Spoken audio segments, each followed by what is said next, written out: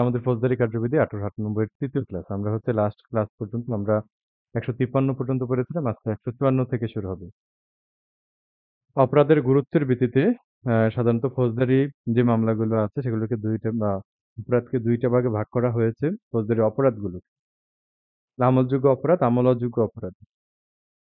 আমলযোগ্য অপরাধের ক্ষেত্রে যেমন মার্ডার, যেমন আপনার হচ্ছে গ্রিভিয়াস হার্ট, ধর্ষণ, দস্যুতা, ডাকাতি এগুলো হলো আমলযোগ্য অপরাধ। আর আমল অযোগ্য এখানে ধরেন হচ্ছে ৫০০ ক্লোজ টু হুমকি-ধামকি দেওয়া হয়েছে। তো আমলযোগ্য অপরাধের ক্ষেত্রে পুলিশ কি করবেন? সরাসরি সেটা আপনার হচ্ছে এফআইআর হিসেবে নিতে পারেন। আর আমল অযোগ্য অপরাধের ক্ষেত্রে আপনাকে থানায় গিয়ে জিডি করতে হবে, জেনারেল ডায়েরি করতে হবে। জেনারেল ডায়েরি করার পর হচ্ছে আপনাকে ম্যাজিস্ট্রেটের নিকট পাঠাবে অভিযোগকারীকে। ম্যাজিস্ট্রেটের কাছে পাঠানোর পর তারপরে হচ্ছে ম্যাজিস্ট্রেট আপনাকে পরীক্ষা করে ম্যাজিস্ট্রেট যদি অনুমতি দেয়, দেন হচ্ছে মামলার কি হবে? মামলার তদন্ত হবে।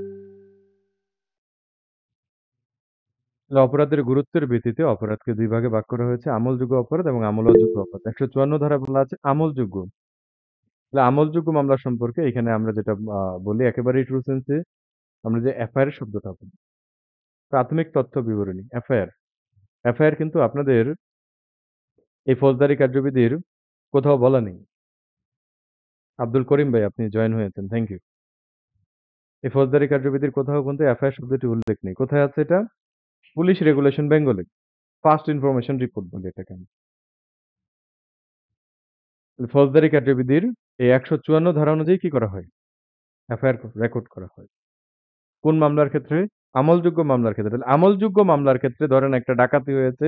আপনি হলেন সংবাদদাতা, আপনার বাড়িতে ডাকাতি হয়েছে। আপনি সেই সংবাদ নিয়ে থানায় গিয়েছেন। হ্যাঁ, থানায় যাওয়ার পর থানার যে কর্মকর্তা আছেন, ভারপ্রাপ্ত কর্মকর্তা আছেন, আপনি মৌখিকভাবে অভিযোগ দিয়েছেন। আপনার মৌখিক সেই অভিযোগটা থানার ভারপ্রাপ্ত কর্মকর্তা কি করেছেন? লিখিত করেছেন। এখন লিখিত করে আপনি সংবাদদাতা, আপনার স্বাক্ষর নিয়েছেন। তাহলে এই যে স্বাক্ষর নিয়েছেন এবং ভারপ্রাপ্ত কর্মকর্তাও স্বাক্ষর দিয়েছেন। এই বিষয়টাকে কি বলা হয়? এটাকে বলা হয় হচ্ছে অভিযোগ বা এজাহার। এখন আমলযোগ্য মামলা যেহেতু, আমলযোগ্য অপরাধ যেহেতু সেক্ষেত্রে থানার ভারপ্রাপ্ত কর্মকর্তা আ এই যে এজাহার দিয়েছেন, সারমর্ম দিয়েছেন, অভিযোগ দিয়েছেন সেটার উপর ভিত্তি করে আ সরকারের যে নির্ধারিত ফরম আছে, সরকারের যে নির্ধারিত ফরম আছে যেটাকে আমরা বলি কি পুলিশ আ বিপি ফর্ম নং, বাংলাদেশ পুলিশ ফর্ম নং 27 এই ফর্ম অনুযায়ী কি করবেন? সেটাকে আমলযোগ্য মামলার ক্ষেত্রে, আমলযোগ্য অপরাধের ক্ষেত্রে সেটাকে হচ্ছে আপনার এফআইআর হিসেবে নথিভুক্ত করবেন। এফআইআর হিসেবে লিপিবদ্ধ করবেন। এখন এই যে আমলযোগ্য মামলা ধরেন একটা ডাকাতির মামলাই। এই আমলযোগ্য মামলার তদন্তের ক্ষেত্রে ১৫৬ ধারায় বলা আছে। ১৫৪ র পরে কিন্তু ১৫৫ নেই। ১৫৫ আলাদা। ১৫৬ তে বলা আছে আমলযোগ্য মামলার তদন্ত। আব্দুল করিম ভাই হ্যান্ড রেইজ করতেছেন। কিছু বলবেন আব্দুল করিম ভাই? ওকে আছেন তো? ওকে বলেছেন তো? ওকে। ঠিক আছে। তাহলে আমলযোগ্য মামলার যদি তদন্ত করা লাগে, তাহলে থানার প্রাপ্ত অফিসার ম্যাজিস্ট্রেটের আদেশ ছাড়াই কি করতে পারবেন? ম্যাজিস্ট্রেটের আদেশ ছাড়াই তদন্ত করতে পারবেন। আমলযোগ্য মামলার তদন্ত থানার ভারপ্রাপ্ত অফিসার ম্যাজিস্ট্রেটের অনুমতি ছাড়াই কি করতে পারেন? তদন্ত শুরু করতে পারেন। আমল অযোগ্য মামলার ক্ষেত্রে কিন্তু ম্যাজিস্ট্রেটের অনুমতি লাগবে।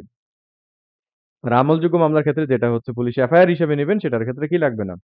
সেটার ক্ষেত্রে আপনার হচ্ছে সরাসরি তদন্ত করতে পারেন।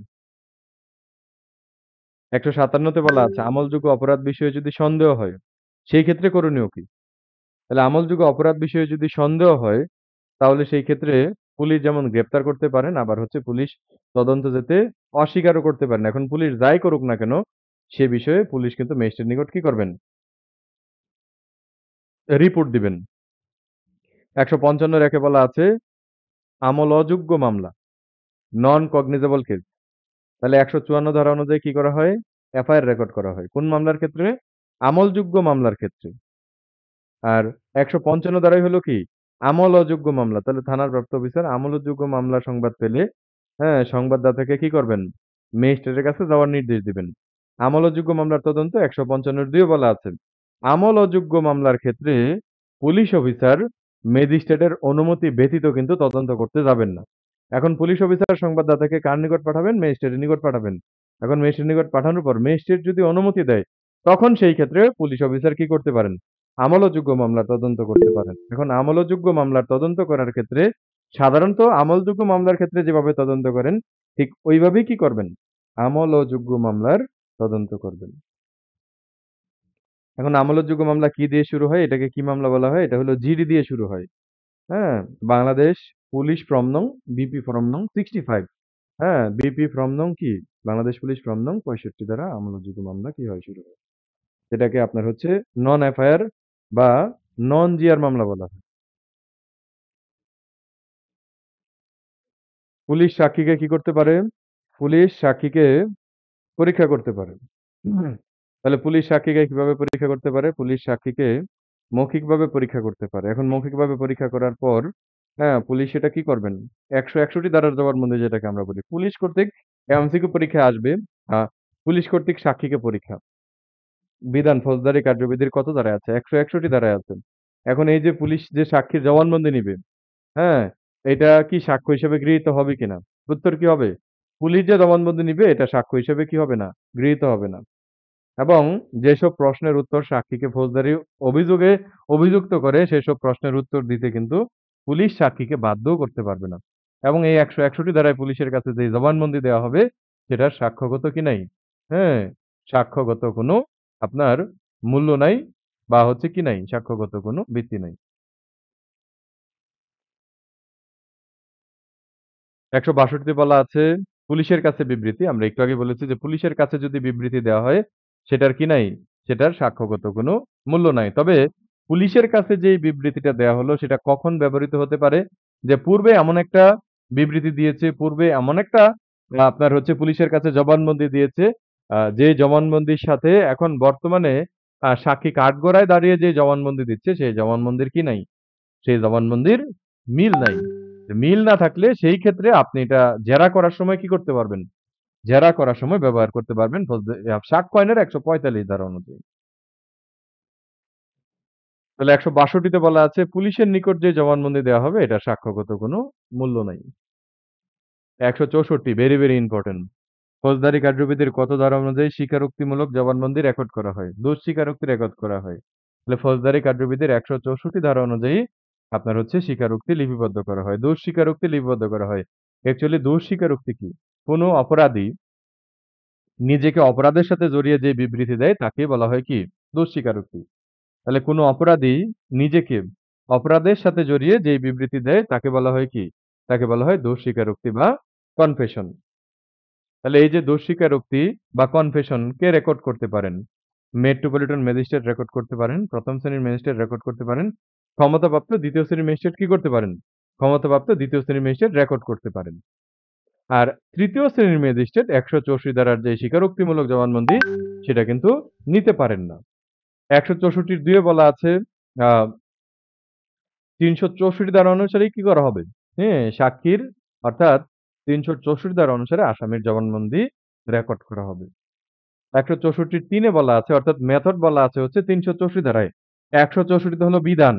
আর ৩৬৪ তে হলো কি? পদ্ধতি। ১৬৪ র ৩ এ বলা আছে স্বীকারোক্তি রেকর্ড করার পূর্বে, হ্যাঁ? ম্যাজিস্ট্রেট স্বীকারোক্তি প্রদানকারীকে বুঝিয়ে দিবেন যে তিনি এরকম স্বীকারোক্তি প্রদান করতে কি নন? তিনি এরকম স্বীকারোক্তি প্রদান করতে বাধ্য নন। তাহলে স্বীকারোক্তি রেকর্ড করার পূর্বে ম্যাজিস্ট্রেট স্বীকারোক্তি প্রদানকারীকে বুঝিয়ে দিবেন, তিনি এরকম স্বীকারোক্তি প্রদান করতে কি নন? তিনি এরকম স্বীকারোক্তি প্রদান করতে বাধ্য নন। যদি এরপরেও করেন, হ্যাঁ? তাহলে সেটা অবশ্যই ম্যাজিস্ট্রেট কি করবেন? লিপিবদ্ধ করবেন। এখন স্বীকারোক্তি যদি আসামির যে দোষ স্বীকারোক্তি এটা যদি স্বাচ্ছাদীন না হয়, তখন কিন্তু ম্যাজিস্ট্রেট সেটা কি করবেন না? ম্যাজিস্ট্রেট সেটা লিপিবদ্ধ করবেন না। ৩৬৪ ধারায় বলা আছে আসামির জবানবন্দি যেই ভাষায় লিখতে হবে, যেভাবে লিখতে হবে। আসামির জবানবন্দি যে ভাষায় গ্রহণ করা হবে, ঠিক ওই ভাষায় ইংরেজিতে কি করতে হবে? ইংরেজিতে লিখতে হবে। এবং আসামিকে করা প্রতিটি প্রশ্ন, প্রতিটি জবাব সম্পূর্ণ জবানবন্দি কি করতে হবে? সম্পূর্ণ জবানবন্দি লিখতে হবে। ৩৬৪ র ২ এ বলা আছে আসামির জবানবন্দি গ্রহণ করার পর আসামিকে কি করতে হবে? আসামিকে তা পড়ে শোনাতে হবে। এবং আসামি এবং ম্যাজিস্ট্রেট বা জজ উক্ত জবানবন্দিতে কি করবেন? স্বাক্ষর করবেন।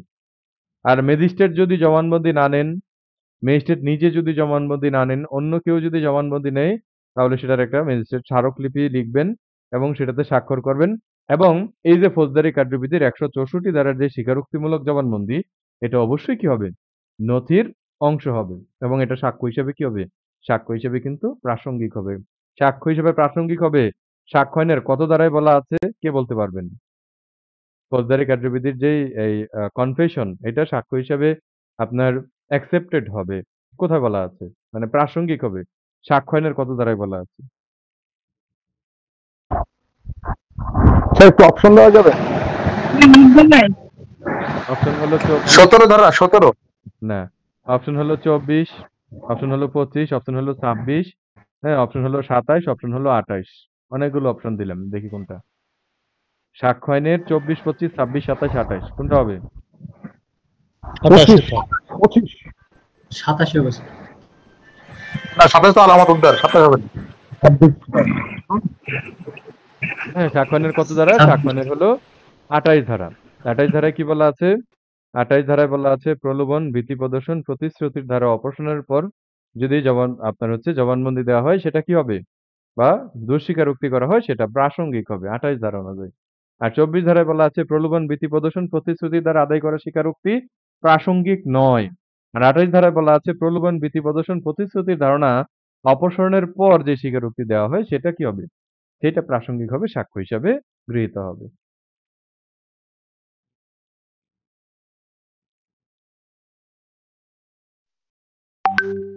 তারপরে হলো ১৬৭ ২৪ ঘন্টার মধ্যে তদন্ত শেষ করতে হবে। এখন ২৪ ঘন্টার মধ্যে যদি তদন্ত শেষ না হয়, তাহলে থানার ভারপ্রাপ্ত কর্মকর্তা বা হচ্ছে আ আ যিনি হলেন মামলার তদন্তকারী কর্মকর্তা, সর্বনিম্ন হলো এসআই পদমর্যাদা, তিনি কি করতে পারবেন?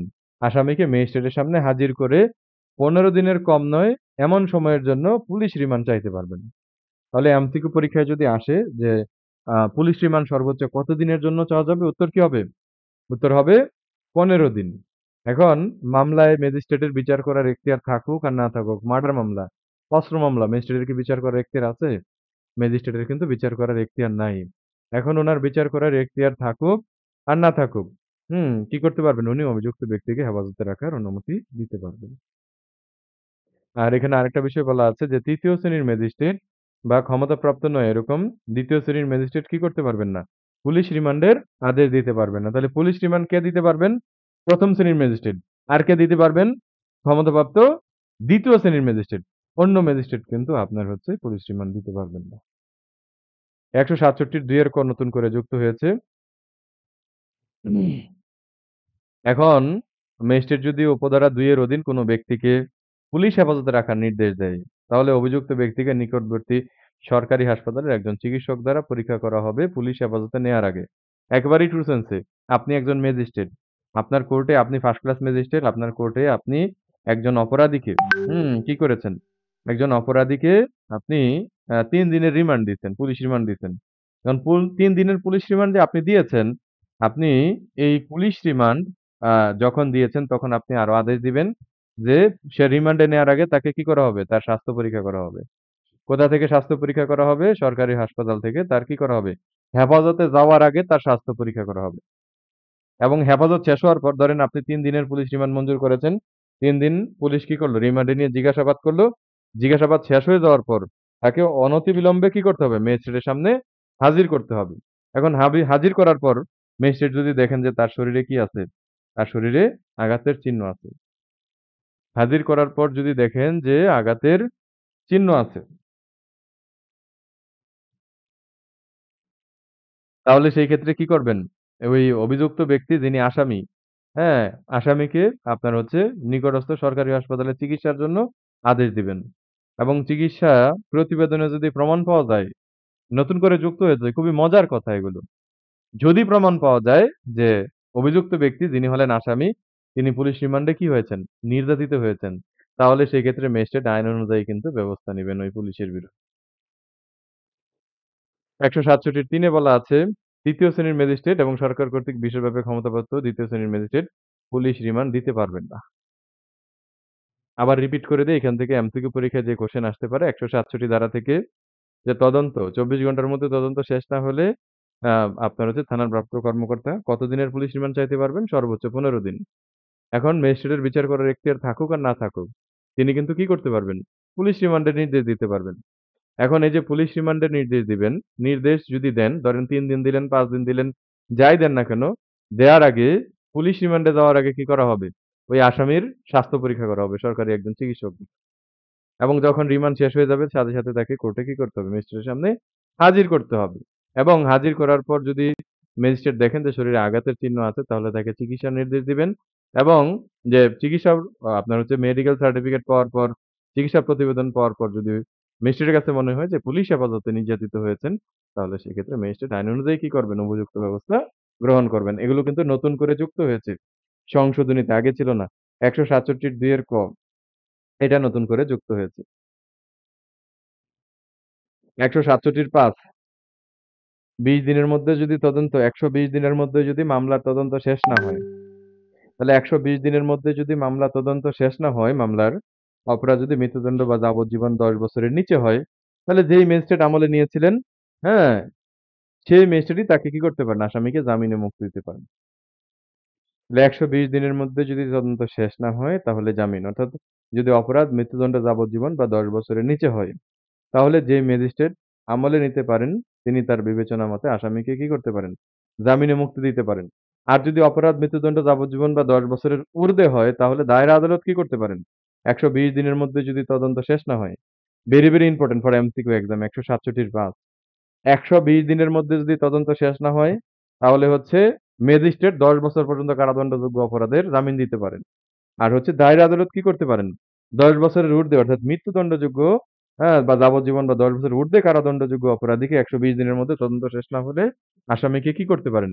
আসামিকে জামিনে মুক্তি দিতে পারেন। ১৬৭ ৮ এ বলা আছে ৪০০ এবং ৪০১ ধারা অনুযায়ী অপরাধ তদন্তের বেলায় এটা কিন্তু প্রযোজ্য হবে না। এই যে ১৬৭ ৫ এর যে বিধান, যে ১২০ দিনের মধ্যে তদন্ত শেষ না হলে আসামি জামিনে মুক্তি পেয়ে যাবে। এইটা হচ্ছে ৪০১ এবং ৪০১ ধারা। চোরের দলে থাকা, ডাকাতের দলে থাকা। খুবই খারাপ। চোরের দলে থাকা, ডাকাতের দলে থাকা। তাহলে সেই অপরাধের সেই মামলার ক্ষেত্রে কিন্তু এই যে ১২০ দিনের মধ্যে তদন্ত শেষ না হলে জামিন, এই বিধান প্রযোজ্য হবে না।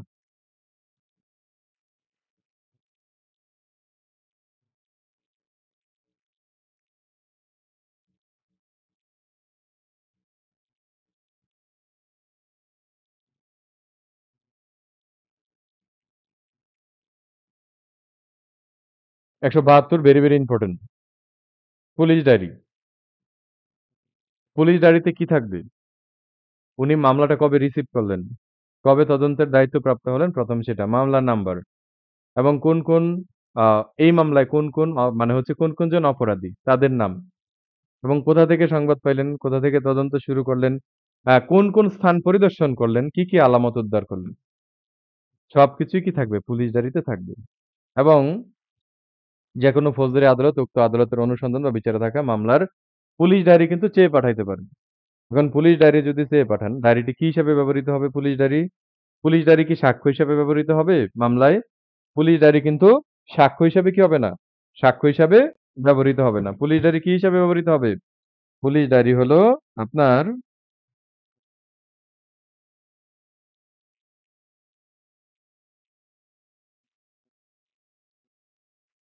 অনুসন্ধান বা বিচারের সহায়ক হিসেবে কি করা যাবে?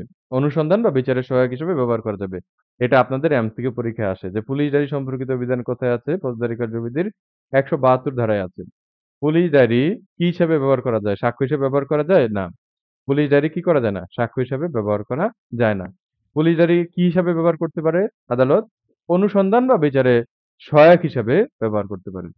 আচ্ছা, পুলিশ ডায়েরি কে চেয়ে পাঠাতে পারে? পুলিশ ডায়েরি হচ্ছে আদালত চেয়ে পাঠাতে পারে। অভিযুক্ত ব্যক্তি কি পুলিশ ডায়েরি দেখতে পারেন? অভিযুক্ত ব্যক্তি পুলিশ ডায়েরি চেয়ে পাঠাতে পারেন না। ১৭৩ ধারা। এখানে অনেক কিছু নতুন করে সংযুক্ত হয়েছে, খুবই ইম্পোর্টেন্ট। পুলিশ অফিসারের তদন্ত report, report of A police officer, police প্রতিবেদন। তাহলে প্রত্যেকটি তদন্ত অযথা বিলম্ব না করে কি করতে হবে? শেষ করতে হবে এবং শেষ হবার সাথে, সাথে থানার প্রাপ্ত কর্মকর্তা কি করবেন? এখতিয়ার সম্পন্ন ম্যাজিস্ট্রেটের নিকট আপনার হচ্ছে রিপোর্ট প্রেরণ করবেন। ১ম যে ১ম সংবাদ দিয়েছিল, আ আ এ মোট কথা হলো ১৭৩ ধারায় কি আছে? Report of A police officer, police অফিসারের তদন্ত রিপোর্ট আছে। পুলিশ অফিসারের তদন্ত রিপোর্ট কত দিনের মধ্যে দিতে হবে? অযথা বিলম্ব না করে যত দ্রুত সম্ভব। এবং এখানে আপনার নতুন করে সংযুক্ত হয়েছে অনেক কিছুই যে কখন দিতে হবে, কিভাবে দিতে হবে সেগুলো নতুন করে যুক্ত হয়েছে। আচ্ছা, পুলিশ অফিসারের যে তদন্ত রিপোর্ট, পুলিশ রিপোর্ট এটা কত ধরনের? পুলিশ রিপোর্ট হলো ২ প্রকার সাধারণত। যদিও এগুলো আপনাদের ১৭৩ এ নাই। আছে কোথায়? পুলিশ রেগুলেশন বেঙ্গলে আছে, পিআরবিতে আছে। তাহলে পুলিশ রিপোর্ট কত প্রকার? পুলিশ রিপোর্ট হলো ২ প্রকার। একটা হলো আপনার ফাইনাল রিপোর্ট যেটাকে আমরা চূড়ান্ত প্রতিবেদন বলি, এফআরটি বলি। আরেকটা হলো কি? চার্জশিট। তাহলে ফাইনাল রিপোর্ট বা চূড়ান্ত প্রতিবেদন কি? এজাহারে বর্ণিত প্রাথমিক তথ্য বিবরণীতে ঘটনা যদি সঠিক বলে মনে না হয় সঠিক বলে মনে না হয়, তাহলে যিনি তদন্তকারী কর্মকর্তা আছেন, আইও আছেন, তিনি মামলায় কি করলেন? মামলায় তদন্ত করলেন।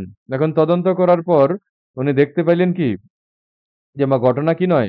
ঘটনা সঠিক নয়। তাহলে ঘটনা যদি সঠিক না হয়,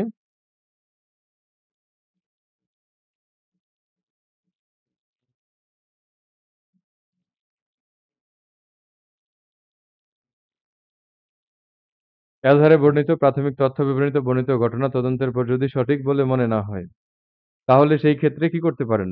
হ্যাঁ, পুলিশ অফিসার আসামিদেরকে অব্যাহতি দেওয়ার জন্য ফাইনাল রিপোর্ট দিতে পারেন।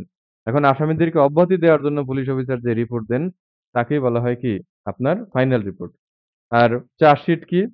তদন্তকারী কর্মকর্তা আপনার হচ্ছে আ মামলায় উল্লিখিত অপরাধ সত্য হলে অভিযুক্ত আসামিদের বিচারের জন্য, অর্থাৎ প্রাথমিক তদন্ত শেষ হওয়ার পর যিনি তদন্তকারী কর্মকর্তা আছেন, তিনি যদি দেখেন অপরাধীদের বিরুদ্ধে, হ্যাঁ, প্রাথমিকভাবে কি হচ্ছে? অপরাধ প্রমাণিত হচ্ছে। তাহলে অপরাধীদেরকে দোষী সাব্যস্ত করে যে রিপোর্ট দেন, তাকে বলা হয় কি? অভিযোগপত্র বা চার্জশিট। তাহলে তদন্তকারী কর্মকর্তা মামলায় উল্লিখিত অপরাধ সত্য হলে অভিযুক্ত আসামিদের বিচারের জন্য, অভিযুক্ত নয় এমন আসামিদের জন্য বিচারের জন্য যে রিপোর্ট পেশ করেন, তাকে বলা হয় কি? তাকে বলা হয় চার্জশিট। এখন ফাইনাল রিপোর্ট যদি দেওয়া হয়, ফাইনাল রিপোর্টের বিরুদ্ধে বাদী কি করতে পারবেন? ফাইনাল রিপোর্টের বিরুদ্ধে বাদী হচ্ছে নারাজি দরখাস্ত কি করতে পারবেন? নারাজি দরখাস্ত দাখিল করতে পারবেন। ১৭৩ এর ৩ এর খ, এটা এমসিকিউ পরীক্ষার জন্য ইম্পোর্টেন্ট। পুলিশ আদালতের অনুমতি ব্যতীত মামলার বিচার শেষ হওয়ার আগে কি করতে পারেন? সম্পূরক চার্জশিট দিতে পারেন। তাহলে সম্পূরক চার্জশিট সম্পর্কিত বিধান কোথায় আছে? ১৭৩ এর ৩ এর খ তে আছে। ১৭৩ এ নতুন করে যুক্ত হয়েছে অন্তর্বর্তীকালীন তদন্ত প্রতিবেদন। তাহলে তদন্ত চলাকালীন সময়ে চূড়ান্ত রিপোর্ট দেওয়ার আগেই পুলিশ কমিশনার, জেলা পুলিশ সুপার বা সমমানের কর্মকর্তা আপনার হচ্ছে তদন্তের অগ্রগতির বিষয়ে একটি অন্তর্বর্তীকালীন তদন্ত প্রতিবেদন দিতে পারেন। মানে ফাইনাল আপনার হচ্ছে তদন্ত রিপোর্ট এখনো দেননি। ফাইনাল তদন্ত রিপোর্ট দেওয়ার আগেই কি করতে পারেন? অন্তর্বর্তীকালীন একটি তদন্ত রিপোর্ট দিতে পারেন। তাহলে এই যে অন্তর্বর্তীকালীন যেই তদন্ত রিপোর্ট দিবেন, এই তদন্ত রিপোর্টে পুলিশ যদি দেখেন যে আসামির বিরুদ্ধে পর্যাপ্ত প্রমাণ নাই, হ্যাঁ? অন্তর্বর্তীকালীন প্রতিবেদনে যদি দেখা যায় আসামির বিরুদ্ধে পর্যাপ্ত প্রমাণ নাই, তাহলে সেই ক্ষেত্রে এরকম রিপোর্ট যদি আসে, আদালত চাইলে কি করতে পারেন? আসামিকে অস্থায়ীভাবে মামলা থেকে অব্যাহতি দিতে পারেন। কিন্তু পরবর্তীতে তদন্ত শেষ হয়ে যাওয়ার পর যদি যে আসামিকে পূর্বে অব্যাহতি দেওয়া হয়েছে অন্তর্বর্তীকালীন তদন্ত প্রতিবেদনের জন্য, যে পূর্বে আসামির অব্যাহতি পাওয়া আসামিকে আবার হচ্ছে কি করতে পারেন? চূড়ান্ত রিপোর্টে অভিযুক্ত হিসেবে অন্তর্ভুক্ত করতে পারেন। ১৭৩ এর বি, তদন্ত কর্মকর্তা তদন্ত প্রাপ্তির পর কত কার্যদিবসের মধ্যে তদন্ত শেষ করতে হবে? এমসিকিউ পরীক্ষার জন্য হিউজ ইম্পোর্টেন্ট। আমরা বলেছি অনতিবিলম্বে। ইতিপূর্বে আমরা কি বলেছি? এখনো সেটা আছে যে প্রত্যেকটি তদন্ত অনতিবিলম্বে শেষ করতে হবে। এখন এমসিকিউ পরীক্ষায় যদি আসে কত কার্যদিবসের মধ্যে তদন্ত শেষ করতে হবে? তখন উত্তর কি হবে? ১৭৩ এর বি, তদন্ত কর্মকর্তা তথ্য প্রাপ্তির পর ৬০ কার্যদিবসের মধ্যে তদন্ত শেষ করবে। Very, very important. Huge important MCQ পরীক্ষার জন্য। কত কার্যদিবসের মধ্যে তদন্ত শেষ করবেন তদন্তকারী কর্মকর্তা? উত্তর কি হবে? উত্তর হবে ৬০ কার্যদিবসের মধ্যে শেষ করবেন। এখন যদি ৬০ কার্যদিবসের মধ্যে সম্ভব না হয়, তাহলে বিলম্বের কারণ কি করবেন? তিনি ডায়েরিতে উল্লেখ করবেন। এবং বিলম্বের কারণ ডায়েরিতে উল্লেখ করে আপনার হচ্ছে অতিরিক্ত সময় চেয়ে ম্যাজিস্ট্রেটের কাছে তদন্তের সময়সীমা বৃদ্ধির জন্য আবেদন করবেন। পুলিশের অবস্থা কিন্তু খারাপ করে দেয়া হচ্ছে। আগে যেভাবে হচ্ছে তদন্ত রিপোর্ট ঘুরানো হতো, এখন কিন্তু এটাকে খর্ব করা হয়েছে। তাহলে ৬০ কার্যদিবসের মধ্যে তদন্ত শেষ করতে হবে মামলার তদন্ত। ৬০ কার্যদিবসের মধ্যে শেষ হয়নি, ১৭৩ এর বি নতুন করে যুক্ত হয়ে বলতেছে, কি কারণে আপনার শেষ হয়নি, কি কারণে আপনি অতিরিক্ত সময় চাচ্ছেন, সেজন্য আপনাকে আবেদন করতে হবে। তাহলে নির্দিষ্ট কারণ এবং প্রয়োজনীয় অতিরিক্ত সময়ের জন্য ম্যাজিস্ট্রেটের কাছে আপনার কি করতে হবে? আবেদন করতে হবে। এখন আবেদন করার পর ম্যাজিস্ট্রেটের কাছে যদি যুক্তিযুক্ত মনে হয়, তাহলে সেক্ষেত্রে ম্যাজিস্ট্রেট কি করতে পারেন? সেই সময়সীমা বৃদ্ধি করতে পারেন এবং একটা নির্দিষ্ট সময়সীমা বেঁধেও দিতে পারেন। এখন বর্ধিত আপনাকে সময় দেওয়া হলো। সেই সময়ের মধ্যেও আপনি তদন্তকারী কর্মকর্তা, হ্যাঁ? আপনি হচ্ছে কি করতে পারেননি? তদন্ত শেষ করতে পারেননি। তাহলে সেই ক্ষেত্রে আপনি যদি শেষ করতে না পারেন, তাহলে সেই ক্ষেত্রে ম্যাজিস্ট্রেট অন্য কোনো তদন্ত কর্মকর্তা দ্বারা আপনার হচ্ছে তদন্ত করার কি করতে পারেন? অন্য তদন্ত কর্মকর্তা দ্বারা তদন্ত করার নির্দেশ দিতে পারেন। অন্য কর্মকর্তা কি করবে? অন্য কর্মকর্তা তদন্ত করবে। এখন ১ম যিনি তদন্ত করেছেন, হ্যাঁ? তদন্তকারী কর্মকর্তা আ তিনি যে আপনার হচ্ছে সময় মতো তদন্ত দিতে পারেননি, তদন্ত রিপোর্ট দিতে পারেননি। তাহলে এই ক্ষেত্রে এটার কি হিসাবে দায়ী হবেন উনি? উনি উনার পেশাগতভাবে অযোগ্যতা এবং অসৎ আচরণের জন্য দায়ী হবেন। এবং এটা অফিসারদের যারা হচ্ছে অফিসার আছেন, যারা তদন্তকারী কর্মকর্তা আছেন, সে অফিসারদের যে বার্ষিক যে গোপন প্রতিবেদন অ্যানুয়াল কনফিডেন্টাল যে রিপোর্ট আছে, সেইখানে নোট হিসাবে কি থাকবে? অন্তর্ভুক্ত থাকবে এবং প্রাসঙ্গিক কর্তৃপক্ষকে চাকরির বিধি অনুযায়ী কি করতে হবে? ব্যবস্থা নিতে নির্দেশ দিবেন। তার মানে যদি আপনি সময় মতো প্রতিবেদন না দেন, তাহলে আপনার আ কিন্তু অবস্থা খারাপ হয়ে যাবে। অর্থাৎ আপনার চাকরির মধ্যে সমস্যা হয়ে যাবে। প্রমোশনে সমস্যা হয়ে যাবে। তদন্ত প্রতিবেদন দাখিলের পর আদালত রেকর্ডে থাকা উপকরণের ভিত্তিতে যদি সন্তুষ্ট হন, মামলার কোনো ব্যক্তির সাক্ষী হওয়া প্রয়োজন, যাকে সাক্ষী করা হয়নি, তাহলে আদালত সেই ব্যক্তিকে মামলায় সাক্ষী হিসেবে গণ্য করার কি করতে পারেন? নির্দেশ দিতে পারেন।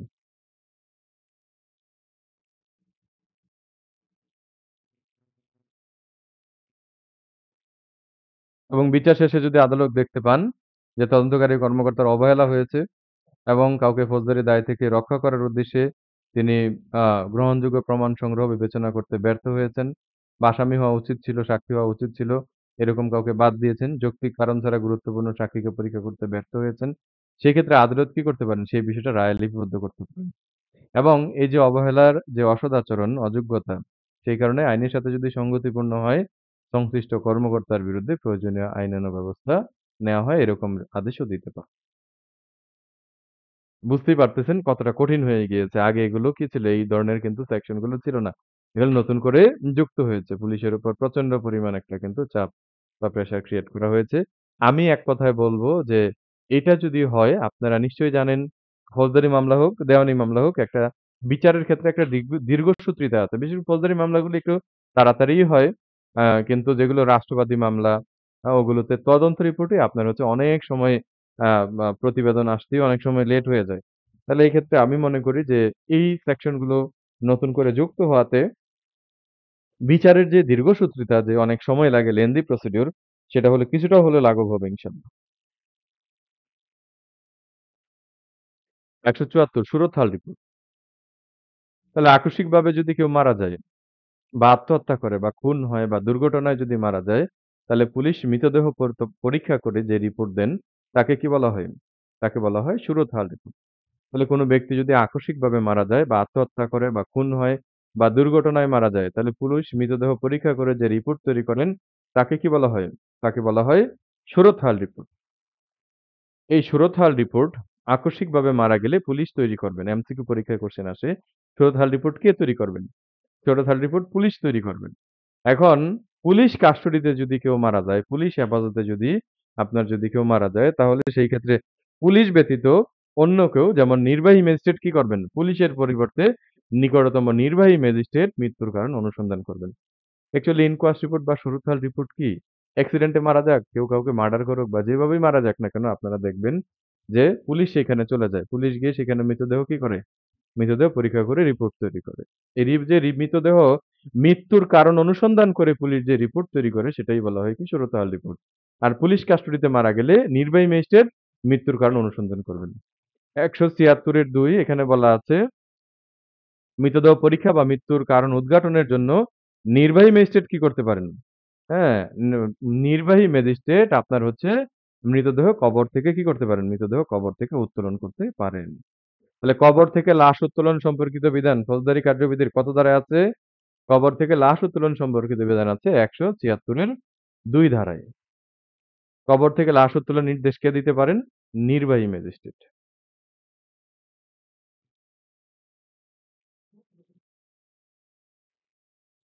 কোথায় বিচার হবে? ১৭৭ এ বলা আছে যে এলাকাতে অপরাধ সংঘটিত হয় সেই এলাকার আদালতে কি হবে? সেই এলাকার এখতিয়ারাধীন আদালতে কি হবে? বিচার হবে। আর ১৭৯ তে বলা আছে যেই জেলায় অপরাধের কাজ সম্পাদিত হয় এবং যেই জেলায় উক্ত কাজের পরিণতি ঘটে, সেই জেলায় অপরাধ কি হবে? বিচারযোগ্য হবে। ধরেন কুমিল্লাতে কি করা হলো? কুমিল্লাতে আপনার হচ্ছে গুলি করা হলো। আসামিকে আপনার হচ্ছে কি ভিকটিমকে নিয়ে যাওয়া হলো ঢাকা মেডিকেলে। এখন ঢাকা মেডিকেলে কিছুদিন চিকিৎসা হওয়ার পর সে ঢাকায় মারা গেল। তাহলে অপরাধ হলো কোথায়? কুমিল্লাতে এবং পরিণতি ঘটলো কোথায়? পরিণতি ঘটলো ঢাকায়। তাহলে মামলা কোথায় করা যাবে? মামলা কুমিল্লাতেও করা যাবে, ঢাকাতেও করা যাবে। অর্থাৎ যেই জেলায় অপরাধের কাজ সম্পাদিত হয় এবং যেই জেলায় উক্ত কাজের পরিণতি ঘটে, তাহলে অপরাধের কাজ সম্পাদিত হলো কুমিল্লা। আর পরিণতি ঘটলো কোথায়? পরিণতি ঘটলো হচ্ছে ঢাকায়। তাহলে এই ক্ষেত্রে সেই আপনার হচ্ছে ২ জেলার যেকোনো একটি জেলাতে কি করা যাবে? মামলা দায়ের করা যাবে। দেখেন উদাহরণে বলা আছে, ক নামক একজন ব্যক্তি খ নামক আদালতের অধিক্ষেত্রের মধ্যে আহত হলো এবং গ নামক আদালতের অধিক্ষেত্রের মধ্যে কি হলো? মৃত্যুমুখে পতিত হলো। তাহলে ক এর প্রাণ নাশের অপরাধের ইনকোয়ারি বা বিচার খ বা গ আদালতে হতে পারে। যেকোনো ২ টা আদালতের যেকোনো একটা আদালতে কি করা যাবে? বিচার করা যাবে। ১৮২ যে ক্ষেত্রে অপরাধের স্থান অনিশ্চিত, সেই ক্ষেত্রে অপরাধের স্থান যদি অনিশ্চিত হয়, তাহলে যেকোনো একটি আদালতে, একাধিক আদালত, তাহলে যেকোনো একটি আদালতে কি করা যাবে? মামলা করা যাবে এবং বিচার করা যাবে। ১৮৩ তে বলা আছে, ভ্রমণকালে কৃত অপরাধের বিচার কোথায় হবে? আপনি ঢাকা কমলাপুর থেকে রেল যোগে কক্সবাজারের উদ্দেশ্যে রওনা হয়েছেন। আগামী ৪ দিন ছুটি। হ্যাঁ, এখন আপনি কক্সবাজার ভ্রমণ করবেন। এবং অনেকেই ভ্রমণ করতেছেন, অনেকেই মেসেজ দিয়েছেন। আমাদের হিন্দু ধর্মাবলম্বী অনেকেই আছেন আমাদের ক্লাসের মধ্যে যে আগামীকালকের ক্লাসটি যাতে স্থগিত রাখি। আমি দেখি সিদ্ধান্ত নিবো আরকি। তো এই যে এখন আপনি আগামী ৪ দিন বন্ধ পেয়েছেন বুধবার, বৃহস্পতিবার, শুক্রবার, শনিবার। এখন আপনি ঢাকা কমলাপুর থেকে আপনি কক্সবাজারের উদ্দেশ্যে কক্সবাজার এক্সপ্রেস বা পর্যটক এক্সপ্রেসে উঠেছেন। এখন প্রতিমধ্যে আপনি যখন লাকসাম গিয়ে পৌঁছলেন তখন বাজে রাত ৩টা। এখন ৩টায় আপনি যে বগিতে উঠেছেন সেই বগিতে কি হলো? ডাকাতি হলো। তাহলে অপরাধটা কখন ঘটলো? অপরাধটা ঘটলো হচ্ছে ভ্রমণকালে। তাহলে ভ্রমণকালে যদি কোনো অপরাধ সংঘটিত হয় তাহলে সেক্ষেত্রে বিচার কোথায় হবে? যে এলাকাতে অপরাধ সংঘটিত হয়েছে লাকসাম, সে লাকসামের এলাকার আদালতে কি হবে? বিচার হবে। যেগুলো সেই সেকশন গুলো পড়াচ্ছি আশা করি ওইগুলো পড়লেই হয়ে যাবে ইনশাআল্লাহ। ফৌজদারি মামলা আমলে নেয়ার পদ্ধতি। কে ফৌজদারি অপরাধ আমলে নিতে পারেন? ফৌজদারি মামলা আমলে নিতে পারেন। এখানে বলা আছে সিএমএম। একটু আপনারা হচ্ছে লিখে রাখতে পারেন যে চিফ জুডিশিয়াল ম্যাজিস্ট্রেট বা chief metropolitan magistrate. CMM, CJM. CMM হলো চিফ মেট্রোপলিটন ম্যাজিস্ট্রেট, সিজেএম হলো চিফ জুডিশিয়াল ম্যাজিস্ট্রেট কি করতে পারেন? অপরাধ আমলে নিতে পারেন। তারপরে কে নিতে পারেন? নিচে দেখেন দেয়া আছে এমএম। এমএম মানে হলো মেট্রোপলিটন ম্যাজিস্ট্রেট। আপনারা একটু এগুলো ডিটেইলস লিখবেন। অবশ্যই খাতার মধ্যে লিখিত পরীক্ষার খাতায় কিন্তু এভাবে শর্ট লিখলে হবে না। আমি শর্ট লিখেছি আপনারা যাতে সহজে বুঝতে পারেন।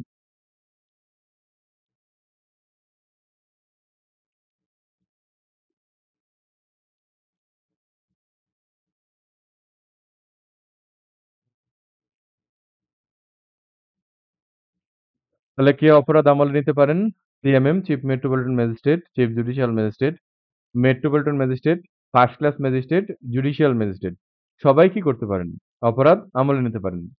আর সরকার হাইকোর্ট বিভাগের সাথে পরামর্শ করে আ চিফ জুডিশিয়াল ম্যাজিস্ট্রেট আ সরকার হাইকোর্ট বিভাগ এবং চিফ জুডিশিয়াল ম্যাজিস্ট্রেটের সাথে পরামর্শ করে ২য় শ্রেণী এবং ৩য় শ্রেণীর যে ম্যাজিস্ট্রেট আছে লোকাল এরিয়াগুলোতে, মেট্রোপলিটন এলাকায় কিন্তু ২য় শ্রেণী, ৩য় শ্রেণীর কোনো ম্যাজিস্ট্রেট নাই।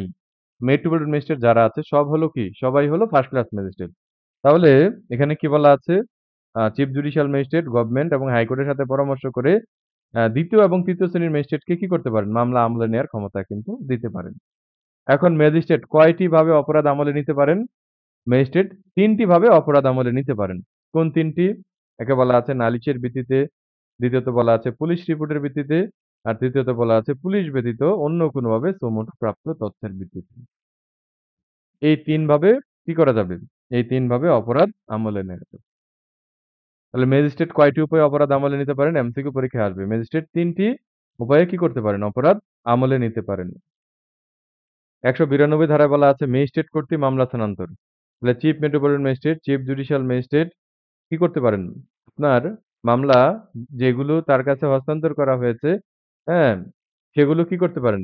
ধরেন হচ্ছে চিফ স্যার কি করতে পারেন? তার অধস্তন জুডিশিয়াল 1, জুডিশিয়াল 2 সেই আদালতে একটা মামলা বিচারের জন্য পাঠিয়েছেন। এখন সেইখান থেকে উনি সেটা অন্য 1 বা 2 বা 3 তে কি করতে পারেন?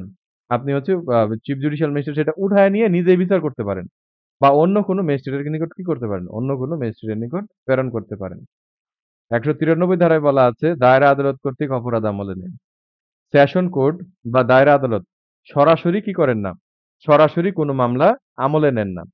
সেশন কোর্ট বা দায়রা আদালত সরাসরি কোনো মামলা আমলে নেন না। তবে হ্যাঁ, যদি ম্যাজিস্ট্রেট কর্তৃক দায়রা আদালতে সোপর্দ করা হয়, তখনই কি করতে পারেন? দায়রা আদালত অপরাধ আমলে নিতে পারেন। এমসিকিউ পরীক্ষায় যদি কোশ্চেন হয়, দায়রা আদালত কি সরাসরি কোনো মামলা আমলে নিতে পারেন? উত্তর হবে না। তাহলে দায়রা আদালত কর্তৃক অপরাধ আমলে নেয়। কোথায় বলা আছে? ১৯৩ ধারায় বলা আছে। দায়রা আদালত কখন অপরাধ আমলে নিতে পারেন? ম্যাজিস্ট্রেট যখন দায়রা আদালতে কি করবেন?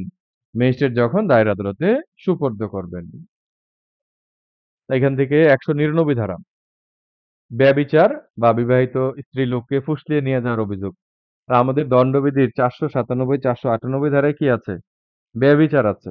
তাহলে ব্যভিচারের ক্ষেত্রে আপনার শাস্তি আছে হচ্ছে ৪৯৭ ধারায়, ৯৮ ধারায়।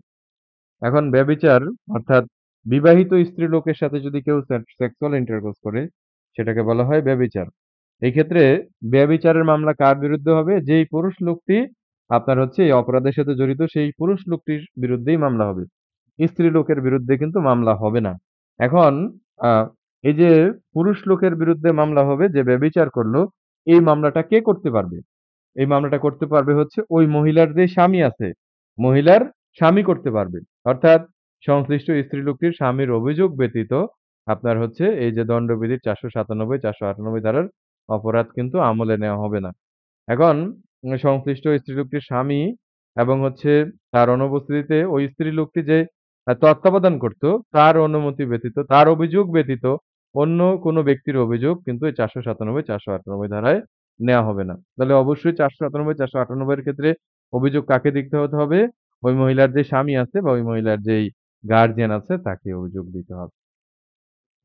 আমরা প্রথম ক্লাসেই বলেছিলাম ফৌজদারি মামলা দায়েরের পদ্ধতি কয়টি? ফৌজদারি মামলা দায়েরের পদ্ধতি হলো ৪ টি। একটা হলো জিআর কেস, আরেকটা হলো নন জিআর কেস। তাহলে জিআর কেস আমরা কত ধারায় পড়লাম? জিআর কেস পড়লাম হচ্ছে ১৫৪ ধারায়, যেটা কি হয়? এফআইআর হিসেবে গণ্য হয়। আর নন জিআর পড়লাম হচ্ছে কত ধারায়? নন জিআর পড়লাম যেটা জিডি থেকে হয় ১৫৫ ধারায়। আর আরেকটা কি আছে? ইউডি কেস, যেটা হলো ১৭৪ ধারা নন ন্যাচারাল ডেথ কেস। আর এখন আমরা পড়তেছি সিআর কেস বা হচ্ছে কমপ্লেইন রেজিস্টার কেস। ধরেন আপনি একজন অ্যাডভোকেট, আপনার কাছে একটা মামলা এসেছে। সে আপনাকে এসে কি করলো? চেক দিল, দেখালো, দেখে বলল যে আমাকে বলেছে টাকা-পয়সা দিবে। এখন আমি তো চেক নিয়ে ব্যাংকে গেছিলাম, চেক তো ডিজোনার হয়ে গেছে। তাহলে ডিজোনার হলে আপনি ১ম এ লিগ্যাল নোটিশ পাঠাবেন। তার পরবর্তী ১ মাসের মধ্যে লিগ্যাল নোটিশের পর কি করবেন? লিগ্যাল নোটিশ হয়ে গেলে তারপরে হচ্ছে আপনি অ্যানা অ্যাক্টের মামলা, যেটা হলো হচ্ছে আপনার নেগোশিয়েবল ইনস্ট্রুমেন্ট অ্যাক্টের ১৩৮ ধারায় মামলা ফাইল করবেন। এখন আপনি কোন পক্ষের লয়ার? আপনি হলেন বাদী পক্ষের লয়ার। আপনি কোর্টে দাঁড়িয়েছেন অ্যানা অ্যাক্টের মামলা ফাইল করার জন্য। আপনার যে মক্কেল আছে বাদী, তাকে কি করেছেন? হ্যাঁ, তাকে হচ্ছে কোর্টে দাঁড় করিয়েছেন। কোর্টে সে দাঁড়ালো কাঠগড়ায় আপনার বাদী। হ্যাঁ, কাঠগড়ায় দাঁড়ানোর পর আপনি বাদীকে বলেন, যাহা বলিব সত্য বলিব, সত্য বলি মিথ্যা বলিব না। এটা যদিও বেঞ্চের অফিসারের দায়িত্ব। এখন আ আপনার বাদী কোর্টের কাঠগড়ায় দাঁড়ালো। আপনি তাকে শপথ পড়ালেন। বলেন, যাহা বলিব সত্য বলি মিথ্যা বলিব না। তারপরে আপনি তার কি করলেন? জবানবন্দি নিলেন এবং সেই জবানবন্দি কে রেকর্ড করলো? হ্যাঁ, সেই জবানবন্দি হচ্ছে ম্যাজিস্ট্রেট রেকর্ড করল।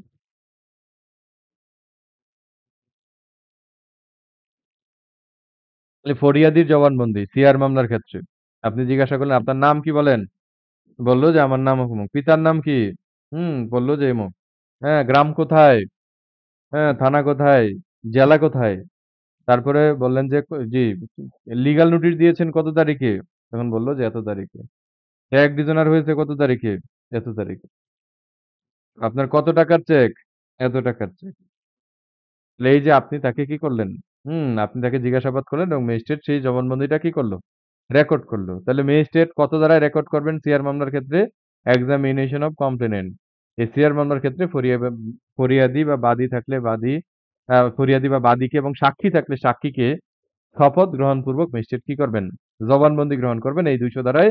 এটা ম্যাজিস্ট্রেটের জন্য কিন্তু বাধ্যতামূলক। তবে যদি লিখিত অভিযোগ করা হয়। অনেক সময় আমরা দেখেছি যে চিফ স্যার অনেক সময় আমলি আদালত ছিলেন। তখন উনি হচ্ছে বাদীকে, অভিযোগকারীকে পরীক্ষা না করেই সরাসরি সমন দিয়েছেন, সেই ক্ষমতাও কিন্তু এই ২০০ ধারায় দেওয়া হয়েছে। তাহলে লিখিত অভিযোগ যদি দেওয়া হয় এবং সব ডকুমেন্ট যদি থাকে তাহলে সেই ক্ষেত্রে বুনিয়াদির জবানবন্দি না নিয়েও কি করা যাবে? আপনার মামলা আমলে গ্রহণ করা যাবে। আর কখন বলা আছে যে এই জবানবন্দি গ্রহণ করার প্রয়োজন নেই সিআর মামলার ক্ষেত্রে? তাহলে ১৯২ ধারার আওতায় যদি মামলা ম্যাজিস্ট্রেটের কাছে ট্রান্সফার হয়ে আসে, মানে আগেই জবানবন্দি নেওয়া হয়ে গেছে। এখন জবানবন্দি নেওয়ার পর জবানবন্দি হয়ে গেছে। এখন মামলা বিচারের জন্য ট্রান্সফার হয়ে আসছে, হস্তান্তর হয়ে আসছে। তাহলে সেই ক্ষেত্রে কি করবেন না? পুনরায় তাদের জবানবন্দি গ্রহণ করবেন না। আর সরকারি কর্মচারীকে যদি লিখিত অভিযোগ দেয়, তাহলে সেই ক্ষেত্রে সিআর মামলার ক্ষেত্রে আপনার এই ধরনের যেই জবানবন্দি আছে, সেই জবানবন্দি গ্রহণ করার কি নেই? প্রয়োজন নেই। ২০১ ধারায় বলা আছে, ঘটনা আমলে নেওয়ার ক্ষমতা যদি ম্যাজিস্ট্রেটের না থাকে। তাহলে আপনি একটা মামলা দায়ের করতেছেন, সেই মামলাটা আপনার হচ্ছে ম্যাজিস্ট্রেটের আমলে নেওয়ার ক্ষমতা নাই। তাহলে ম্যাজিস্ট্রেটের যদি আমলে নেওয়ার ক্ষমতা না থাকে, ২০১ ধারায় বলা আছে, এখতিয়ার সম্পন্ন আদালতে দাখিলের জন্য কমপ্লেইন ফেরত দিবেন। আমাদের দেওয়ানি কার্যবিধির ৭ আদেশের ১০ বিধিতে কি আছে? কে বলতে পারেন দেখি? ৭ আদেশের ১০ বিধি। ৭ আদেশে কি আছে? আরজি। ৭ আদেশের ১০ বিধিতে কি আছে?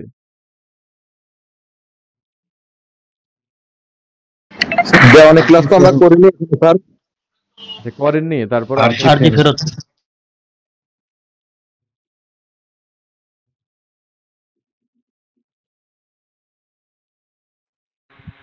সাত আদেশের ১০ বিধিতে আছে কি?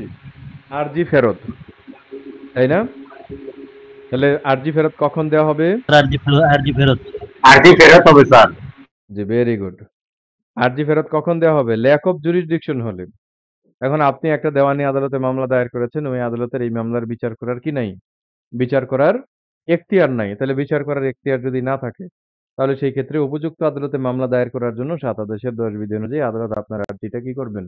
ফেরত দিবেন। ঠিক তেমনি ২০১ ধারায় বলা আছে, ঘটনা আমলে নেওয়ার ক্ষমতা যদি ম্যাজিস্ট্রেটের না থাকে, তাহলে সেক্ষেত্রে ম্যাজিস্ট্রেট কি করবেন? আপনার মামলাটা এখতিয়ার সম্পন্ন আদালতে দাখিল করার জন্য আপনার আর্জিটা কি করবেন? ফেরত দিবেন। ২০২ ধারায় বলা আছে পরোয়ানা স্থগিত রাখা। হ্যাঁ, পরোয়ানা স্থগিত রেখে কি করতে পারেন? ম্যাজিস্ট্রেট নিজেই ঘটনা সম্পর্কে ইনকোয়ারি করতে পারেন এবং আমরা যেটা দেখেছি বিগত যে মামলাগুলো হয়েছে রিসেন্টলি আ দেশের বিভিন্ন প্রেক্ষাপট নিয়ে, ওই মামলাগুলোতে ২০২ ধারায় পুলিশ অফিসারকে ম্যাজিস্ট্রেট সরাসরি নির্দেশ দিয়েছেন কিসের জন্য? সরাসরি নির্দেশ দিয়েছেন আপনার আ এফআইআর হিসাবে মামলাগুলো গ্রহণ করার জন্য। তাহলে তিনি পুলিশ অফিসারকে নির্দেশ দিতে পারেন এফআইআর হিসেবে মামলা কি করার জন্য? মামলা গ্রহণ করার জন্য। এবং যদি পুলিশের নিকট পাঠায় তাহলে সেটা কি কেস হিসাবে গণ্য হবে? তখন তা জেনারেল কেস হিসেবেই কি হবে? গণ্য হবে। ২০৩ ধারায় বলা আছে ডিসমিসাল অফ কমপ্লেইন নালিশ খারিজ। এখন বাদীর শপথপূর্বক জবানবন্দি নেওয়া হলো এবং ২০২ ধারায় কি করা হলো? অনুসন্ধান চালানো হলো। এখন অনুসন্ধান চালানোর পর ম্যাজিস্ট্রেট অনেক সময় অনুসন্ধান ওপেন কোর্টেই চালান। হ্যাঁ? অনুসন্ধান করার পর এবং হচ্ছে জবানবন্দি নেয়ার পর ম্যাজিস্ট্রেটের কাছে যদি মনে হয় যে মামলা পরিচালনা করার কোনো কারণ নেই, মামলা পরিচালনার কোনো কারণ নেই, তাহলে তিনি কি করে দিবেন? তাহলে তিনি অভিযোগ খারিজ করে দিবেন। এখন ২০৩ ধারায় ম্যাজিস্ট্রেট যদি সরাসরি অভিযোগ খারিজ করে দেন, হ্যাঁ? তাহলে সেই ক্ষেত্রে প্রতিকার কি? প্রতিকার হলো দায়রা জজের নিকট কি করা যাবে? দায়রা জজের নিকট রিভিশন দায়ের করা যাবে। ২০৪ এ কি বলা আছে? পুরোনো ইস্যু। এখন মামলা আমলে নেয়ার মতো যদি পর্যাপ্ত কারণ থাকে, তাহলে ২০৪ ধারায় ম্যাজিস্ট্রেট মামলা আমলে নিয়ে কি করতে পারেন? সমন দিতে পারেন বা ওয়ারেন্ট কি করতে পারেন? ওয়ারেন্ট জারি করতে পারেন। ২০৪ এ কি আছে? ২০৪ এ আছে হচ্ছে ইস্যু অফ প্রসেস। তাহলে মামলা আমলে নেয়ার মতো যদি পর্যাপ্ত কারণ থাকে, তাহলে ম্যাজিস্ট্রেট মামলা আমলে নিয়ে আসামি হাজির হওয়ার জন্য কি করতে পারেন? ডাব্লুএ ইস্যু করতে পারেন। ২০৫ এ বলা আছে ম্যাজিস্ট্রেট আসামির কি করতে পারেন? ব্যক্তিগত হাজিরা থেকে রেহাই দিতে পারেন। তাহলে যখন কোনো ম্যাজিস্ট্রেট সমন জারি করেন এবং যুক্তিযুক্ত কারণ থাকে, তাহলে সেই ক্ষেত্রে আসামিকে ব্যক্তিগত হাজিরা থেকে কি করতে পারেন? ব্যক্তিগত হাজিরা থেকে অব্যাহতি দিয়ে অ্যাডভোকেটের মাধ্যমে হাজির হওয়ার নির্দেশ দিতে পারেন। অনেক সময় এরকম হয় যে আসামি ২০৫ ধারার যে ব্যবহারটা আমরা ২০৫ ধারায় একটা পিটিশন দেই। দরখাস্ত দেই ম্যাজিস্ট্রেট আদালতে যে আসামি অনেক সময় এরকম হয় গুরুতর অসুস্থ। সে যে আইসা কোর্টে হাজিরা দিবে এরকম আপনার হচ্ছে তার কি নাই? শক্তি নাই। সে অসুস্থ। তাহলে সেই ক্ষেত্রে সে অসুস্থ, সে কোর্টে এসে সে হাজিরা দিবে এরকম ক্ষমতা নেই। তাহলে সেক্ষেত্রে আমরা হচ্ছে ২০৫ ধারায় পিটিশন দেই। ২০৫ ধারায় পিটিশন দিলে আদালত হচ্ছে কি করতে পারেন? ব্যক্তিগত হাজিরা থেকে আপনার হচ্ছে হ্যাঁ, আপনার হচ্ছে অভিযুক্ত ব্যক্তিকে আসামিকে রেহাই দিতে পারেন। অ্যাডভোকেটের মাধ্যমে হাজিরা দেওয়ার অনুমতি দিতে পারেন। ২০৫ এর গহ একই অপরাধ সম্পর্কে যদি নালিশি মামলা এবং পুলিশি তদন্ত চলতে থাকে তাহলে সেই ক্ষেত্রে কি হবে? একই অপরাধ সম্পর্কে যদি নালিশি মামলা এবং পুলিশি তদন্ত চলতে থাকে, অর্থাৎ একটা চুরি হইছে। চুরির কারণে থানায়ও মামলা হইছে, কোর্টেও মামলা হইছে। তাহলে সেক্ষেত্রে কি হবে? কোর্টের মামলার যে তদন্ত সেটা বন্ধ থাকবে। থানার মামলার যে তদন্ত সেটার জন্য ম্যাজিস্ট্রেট অপেক্ষা করবেন। তারপর থানার মামলার তদন্ত রিপোর্ট আসার পর মামলাটা এমনভাবে আপনার হচ্ছে বিচার করবেন যেন পুলিশ রিপোর্টের ভিত্তিতেই কি হয়েছিল? পুলিশ রিপোর্টের ভিত্তিতেই মামলা রুজু হয়েছিল। আপনাদের মধ্যে থেকে ক্লাস শুরু করার আগে একজন কোয়েশ্চেন করেছিলেন যে ১৪৪ ধারাটা যদি আমরা একটু বুঝিয়ে দিই। তাহলে ১৪৪ ধারায় কি বলেছে? ১৪৪ ধারায় বলা আছে যে আপনার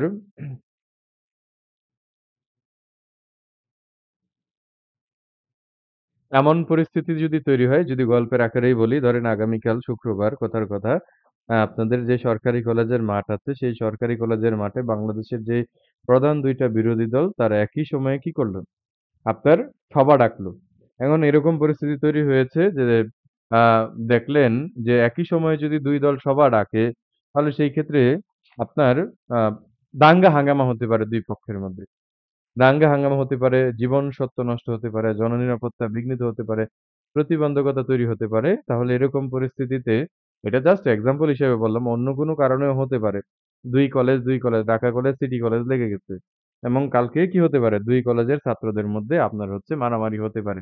এমন একটা থমথমে পরিস্থিতি তৈরি হয়েছে। এরকম পরিস্থিতিতেও যেমন আপনার ২-১ দিন আগে দেখলাম যে এখন পর্যন্ত মনে হয় খাগড়াছড়িতে কি করা আছে? ১৪৪ ধারার আদেশ জারি করা আছে। কেন? কারণ সেখানে দাঙ্গা হাঙ্গামা, জননিরাপত্তা বিঘ্নিত হওয়ার শঙ্কা আছে। এরকম পরিস্থিতিতে বিজ্ঞ জেলা ম্যাজিস্ট্রেট আপনার হচ্ছে ২ মাসের বেশি নয়, এমন সময়ের জন্য কি করতে পারেন? ১৪৪ ধারার আদেশ জারি করতে পারেন। তবে ১৪৪ ধারার আদেশ মেট্রোপলিটন এলাকায় কিন্তু প্রযোজ্য হবে না। ১৪৪ ধারার আদেশ কার প্রতি প্রযোজ্য হবে? ক্ষতিগ্রস্ত আপনার হচ্ছে ১৪৪ ধারার আদেশ আ কাদের প্রতি প্রযোজ্য হবে? গমনকারী, সফরকারীর প্রতি প্রযোজ্য হবে এবং ১৪৪ ধারার আদেশের কারণে যদি কেউ ক্ষতিগ্রস্ত হয়, ক্ষতিগ্রস্ত ব্যক্তি এটা বাতিলের জন্য কি করতে পারবেন? দরখাস্ত দায়ের করতে পারবেন। আর ১৪৪ এর ৬ এ বলা আছে, এই যে ১৪৪ ধারার যে আদেশ এটা কয় মাস থাকবে? ২ মাস। এখন ২ মাসের বেশি যদি সরকারের কাছে মনে হয় যে আরো বেশি রাখা উচিত এই ১৪৪ ধারা, তাহলে সেই ক্ষেত্রে সরকার চাইলে গেজেটের মাধ্যমে সেটা কিন্তু কি করতে পারেন? গেজেটের মাধ্যমে সেটা বৃদ্ধি করতে পারেন।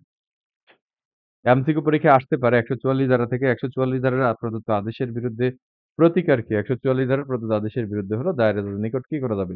দায়রা জজের নিকট রিভিশন দায়ের করা যাবে। ১৪৪ ধারার যে আদেশ, সে আদেশের আ যদি কেউ অমান্য করে তাহলে শাস্তি আছে কোথায়? শাস্তি আছে হচ্ছে দণ্ডবিধির ১৮৮ ধারায়। Thank you very much. আপনাদের ২০৫ এর ডি পর্যন্ত রইলো। আর